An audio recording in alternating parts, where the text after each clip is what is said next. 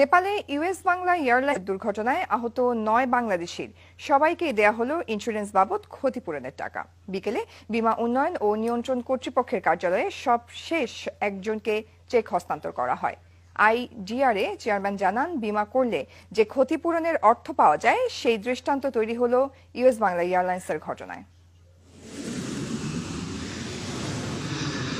2018 সালের 12 মার্চ নেপালের ত্রিভুবন আন্তর্জাতিক বিমানবন্দরে বিধ্বস্ত হয় ইউএস বাংলার BS-211 উড়োজাহাজটি।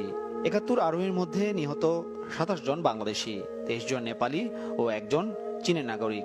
প্রাণে বেঁচে যাওয়া 9 জন বাংলাদেশি, 10 জন নেপালি ও 1 জন মালদ্বীপের নাগরিক। বেঁচে যাওয়া 9 বাংলাদেশির মধ্যে সবাই পেয়েছেন ক্ষতিপূরণের প্রায় 16 কোটি টাকা। বৃহস্পতিবার সবশেষ 4 কোটি 15 লাখ টাকা পেলেন ডক্টর রেজাউলুল হক। এই 9 জনের মধ্যে সর্বনিম্ন ইনজুরি যার সবচেয়ে কম ছিল উনি পেয়েছেন 14 লাখ টাকার উপরে। সর্বোচ্চ যিনি পেয়েছেন ভদ্র মহিলা একজন, উনি পেয়েছেন 4 কোটি 78 লাখ টাকা। 4 কোটির উপরে পেয়েছেন 3 জন, আর বাকিরা সবাই বললাম যে 15 লাখ থেকে শুরু করে এর মধ্যে।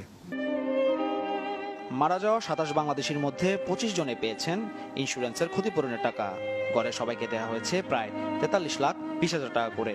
বটম অব দি পিরামিড যে পিপল গ্রুপ আছে তাদের কাছ পর্যন্ত এইটা মেসেজটা পৌঁছাতে এখনো পাচ্ছি না।